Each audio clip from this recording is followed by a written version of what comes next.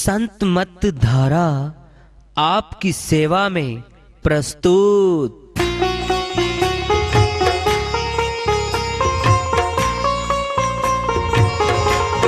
जो चाहता है प्रभु प्यारा वो आओ संत मत धारा। भक्ति भेद बता कर सारा वो कर दे भव के पारा। जो चाहता है प्रभु प्यारा वो आओ संत मत धारा। भक्ति भेद बता कर सारा वो कर दे भव के पारा। जो चाहता है प्रभु प्यारा।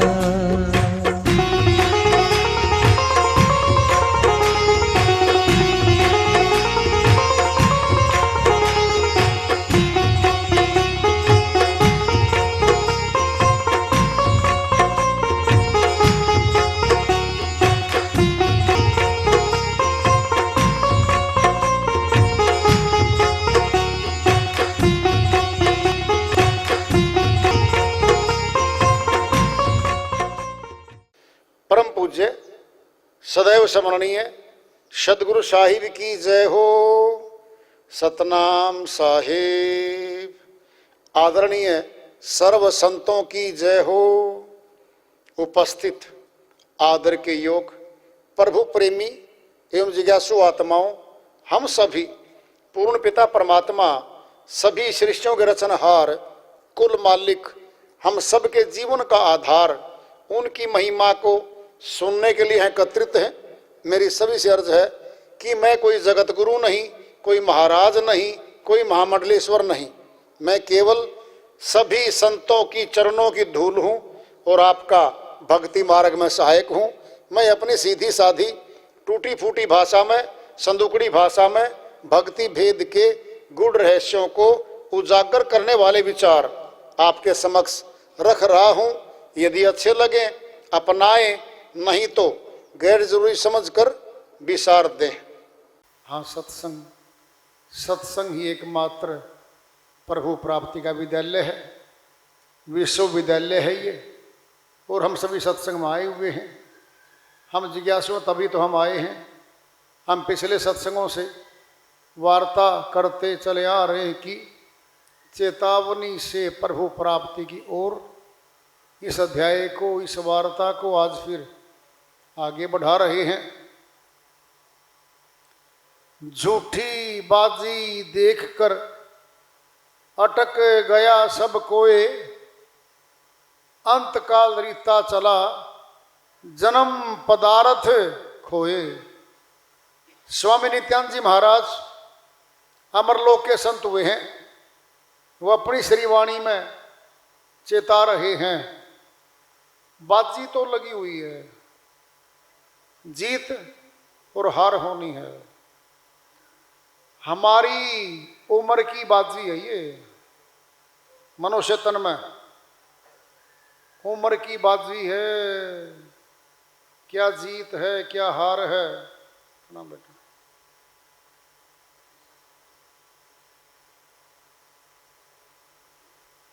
उम्र समासों से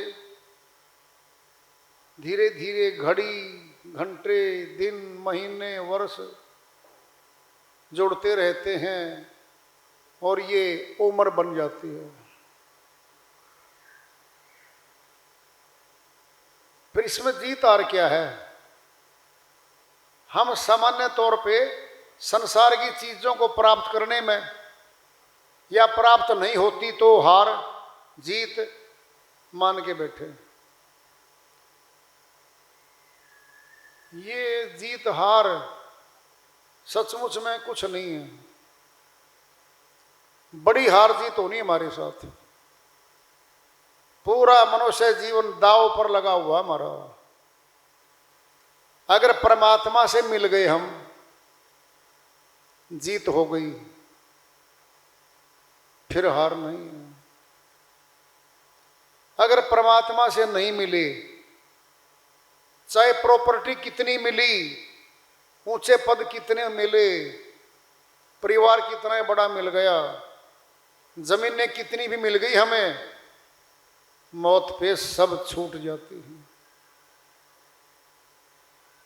अगर देखेंगे लाखों बीघे जमीन के मालिक बन गए, कोठी गाड़ी बंगले महल भी हो गए, ऊंचे पद भी हो गए, शानो शौकत हो गई, नौकर चाकर भी हो गए, फिर सारी प्रॉपर्टी जोड़ के चाहे 5,000 करोड़ भी क्यों नहीं हुआ, आज मौत पे सब छूट जाती। छूटना मैंने हार, फिर हार ही तो हो गई। कभी हम छोड़ने के लिए आते हैं, कभी कोई चीज खरीदते हैं अपनी बनाने के लिए खरीदते हैं, कमाते हैं हम, चाहे नौकरी करके कमाते हो, चाहे खेतों में किसान बन के, चाहे दुकानदार बन के दुकान पे, और चाहे ऊंचे व्यापारी बन के व्यापार में कमाते हैं। क्या है, कमाई करते हैं हम, और कोई कमाई को छीन ले, बहुत दुख होता है हमें। एक तो जीवन रहते रहते छीन ले, दोबारा कमाने की फिर सोच लेंगे, भाई फिर कमाएंगे, फिर कमाएंगे। होता है ये, घाटा होता है बिजनेस में।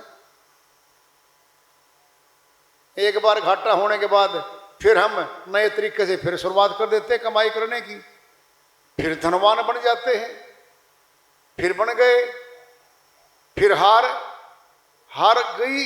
हार क्या हो गई, सारी पूंजी जीवन की फिर मौत पे फिर छूट गई। क्या हो गई, ये हार हो गई। हम इस जीत हार को माने बैठे जगतवाड़ी को। अरे बहुत बड़ी बात जी है, हमारी तन मनुष्य का बड़ी मुश्किल से मिलता है, हमें मिल गया आज। देवता लोग तरसते हैं इसको, वो मिला हमें। उल्टा करते हैं हम देवों की पूजा करते हैं। हम पूजा करना बुरा नहीं है, लेकिन परमात्मा की मिलने के लिए कर रहे हैं तो वो गलत है। देव तो अनेकों हैं, परमात्मा तो एक है। फिर एक परमात्मा से मिलना है जो सभी देवों को भी देता है, हमें भी देता है, सबको देता है, वो तन मिला है। बड़े भाग्य मानो स्तन पावा, सुर दुर्लभ सदग्रंथन गावा, साधन धाम मोक्ष करी द्वारा, पाइने जही परलोक समारा। श्री राम अयोध्या से नव से श्रीलंका से रावण को हराकर उसका अंत हो गया, माता सीता को ले आए, अयोध्या वापिस आ गए। अयोध्या वापिस आने के बाद 7वां कांड है उत्तरकांड। उत्तरकांड में एक बार सभी गुरुजनों को, ऋषियों को, मुनियों को, ब्राह्मणों को, प्रवासियों को, सबको बुलाते हैं वो। एक बार रघुनाथ बुलाए, गुरु द्विज प्रवासी सब आए। लिखा है गोस्वामी जी महाराज ने, एक बार श्री राम ने सभी को बुलाया और बोला है, जो मैं कुछ अनीति भाषो भाई, बरजो मोही भय बिसराई। जो मैं बोलूंगा तुम उसको, मैं राजा हूं, तुम मेरी प्रजा हो, ये भय करके तुम, अगर कोई अनीति की बात करूं मैं, मुझे रोक देना, बरस देना, मैंने रोक देना, और ये भय दूर कर लेना, मैं तुम्हारा राजा हूं, बीच में रोक देना। उन्हीं की श्रीवाणी है, बड़े भाग्य मानो स्तन पावा, बड़े भाग्यशाली आज मनुष्य तन प्राप्त है, सुर दुर्लभ सदग्रंथन गावा। देवता लोगों को मुश्किल है, दुर्लभ है, ये नहीं मिलता, वो हमें मिल गया। बताओ, अब श्री राम खुद कह रहे हैं, देवता भक्ति नहीं कर सकते, वो भोग योनि में है, 184 खानियों में उनका नाम दर्ज है। भूत प्रेत सारे के सारे देव देवियां, ये सारे 84 लाख योनि में इनकी गिनती होती है। और भिन्न है मनुष्य तन, ये अलग है, 84 से अलग है। ये तो सीधा है, एक द्वार है, सीधा परमात्मा से मिलने या फिर वापिस कर्म भोग में 84 में चले जाए। अगर देव बनना है फिर देवों की भक्ति कर ले, फिर देव बन जाएंगे, फिर मुक्ति तो नहीं होनी, भगवान तो नहीं मिलना। इसीलिए देव दुर्लभ तन बता दिया। ये इसी में साधन को जानना है। साधन धाम मोक्ष करी द्वारा, पाईने जे ही परलोक संवारा। जिसने इसको प्राप्त करके परलोक को नहीं संवारा। पिंड में दृष्टांत ले लो। एक बार एक राज्य होता है, वो पब्लिक, वहां की जो जनता है अपना राजा चुन लेती है। 5 वर्ष के लिए होता राजा, और सारे कानून जो राजा बनाता है, जो राजा कमांड करता है, उसकी चलती है सारी। लेकिन एक शर्त है वहां पर, 5 वर्ष के बाद उस राजा को सरेआम मारा जाएगा, फांसी तोड़ दिया जाएगा। यह शर्त थी। 5 वर्ष का राजा का पद, महल अटारी फुलवारी मौज मस्ती स्वीकार करते चले आए। एक बुद्धिमान था, उसका नंबर लग गया था, वो भगत भक्ति करने वाला, उसको मौका मिल गया। वो क्या करते थे, या तो फांसी तोड़ते थे, या एक नदी आगे पार वन था, जंगल था, वहां उसको छोड़ाते थे, और जानवर, जंगली जानवर उसको खा जाते थे। 2 थी, या तो फांसी तोड़ देंगे या उसको नदिया पार छोड़ देंगे। तो जो आया उसने सोचा भाई नंबर तो तेरा भी आएगा 5 वर्ष के बाद। तो उसने क्या किया, सुधार के कार्य शुरू कर दिए। नदिया के पार वन को तोड़वा के, सफाई करवा के, बाग बगीचे बढ़िया फुहारे बनवा दिए, सारा साफ कर दिया। बढ़िया बढ़िया महल, बढ़िया बढ़िया सड़कें निकलवा दी। यानी उस नदिया पार अगर कोई छोड़ने का नंबर भी आएगा तो भी वो कोई दिक्कत नहीं होगी उसको। यानी परलोक समझो, उसने परले पार वाला भी संवार दिया, और इधर वाला भी पब्लिक के काम लग गया करने। अब 5 वर्ष होए, इसको छोड़ के आओ भाई परले पार। कहता छोड़ दो, मुझे क्या दिक्कत है भाई। उधर छोड़ते ही फिर सब कुछ तैयार था उसके लिए, तो बाग बगीचे फूल फुलवारी सब कुछ था।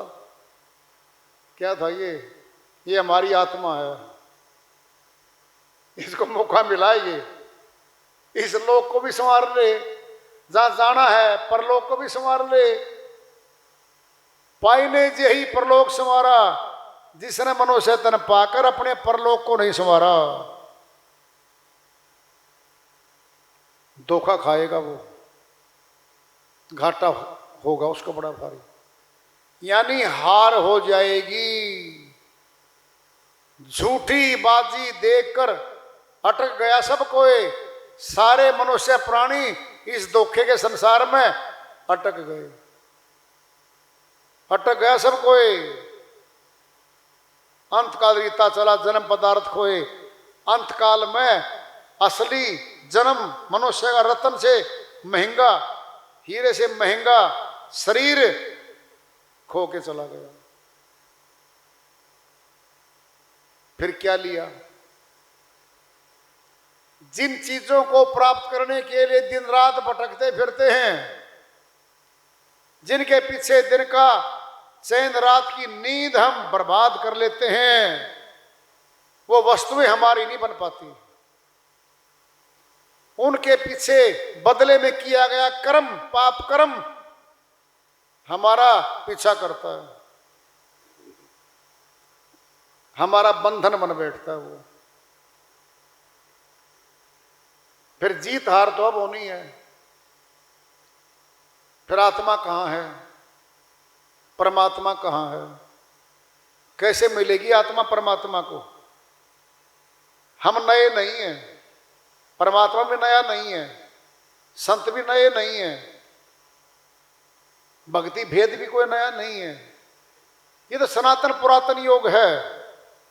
श्री गीता में कह रखा है अर्जुन, वो सनातन पुरातन योग मैं तुझे जनाऊंगा भाई, जो छुप सा गया है उसको रिपीट करूंगा, दोबारा दोहराऊंगा, नया नहीं है वो। फिर कहां मिले परमात्मा को? सोचो पहले। अगर पांचों तत्वों में देखेंगे, आकाश, वायु, अग्नि, जल, पृथ्वी, फिर पांचों तत्वों से तो मनुष्य शरीर बना हुआ है, और मौत पे ये छूट जाएगा। और तत्व पांचों नाशवान हैं, फिर कहां मिलेगा वो? वो तो अविनाशी है। बड़ी बात आ रही है अब। घट में है सूझे नाही, लानत ऐसी जिंद, तुलसिया संसार को भया मोतिया बिंद। गोस्वामी जी महाराज कहते तेरे घट में बैठा भाई वो। घट में ने अंदर, बाहर नहीं है, अंदर है। सूझता तुझे दिखता नहीं है वो। लानत है तेरे पे हे मनुष्य, तेरे ऊपर लानत है। तो उसको देखना नहीं चाहता तो उसको प्रश्न पैदा होगा। फिर दिखता तो नहीं है वो। अगर बाहरी आंखों से दिखता होता तो सभी देखते होते, फिर तो कुत्ता गधा सूअर भी देख लेते उसको। आंख तो उनके पे लगी हुई है। मनुष्य देही को पावर है ये देख सकती है। कैसे देखेगी? अविनाशी आंख है इसकी आत्मा के पास। आत्मा की आंख से परमात्मा को देखने की शक्ति केवल मनुष्य तन में है। आत्मा तो उनके पास में 84 वालों के पास। एक मानो बाबू जी मिले, कहता जी एक बात बताओ। मां बताओ साहब जी। कहता आत्मा तो केवल मनुष्य तन में होती है, 84 के तनों में तो आत्मा होती है नहीं। मैं बोला फिर क्या होता है भाई? फिर दंड किसको मिला? अगर उन में आत्मा नहीं है फिर दंड किसको मिला? तन मनुष्य का मिला था, उन्हें कर्म किया था, पाप कर्म है, दंड स्वरूप में 84 में गए वो। दुख उसी को मिलेगा।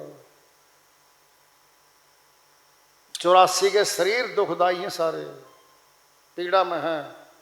सही पूछोगे, नरक है वो अगर देखना हो तो। सूक्ष्म नरक तो अलग है। अगर देखना है बाहरी आंखों से तो देख लो। 184 के सारे जीव नरक खानी में हैं। बोलो, गुलाम है सारे।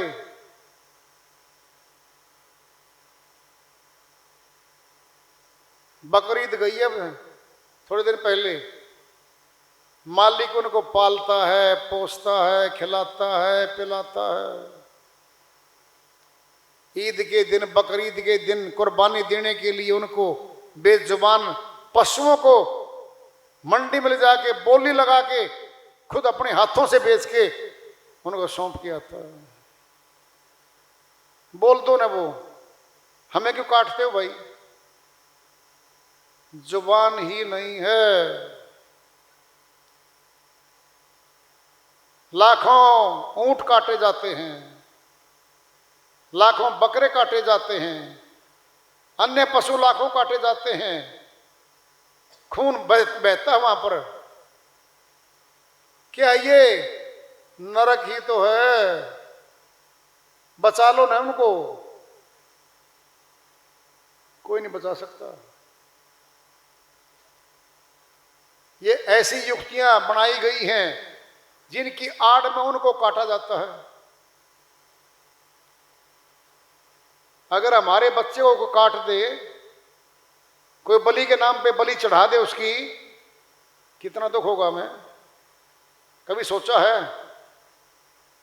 अरे कानून तो बराबर काम करता है, मनुष्य के लिए भी उनके लिए भी करता है। मनुष्य नहीं सोचता इन बातों को। खून का बदला खून। तिल पर मछली खाई के कोटि गऊ दे दान, काशी करवट ले मरे तो भी नरक निदान। 4 फैसले होंगे इस श्रीवाणी में, 4 फैसले होने जा रहे हैं, करवा लो। तिल पर मछली खाई है मनुष्य ने, क्या बनना पड़ेगा?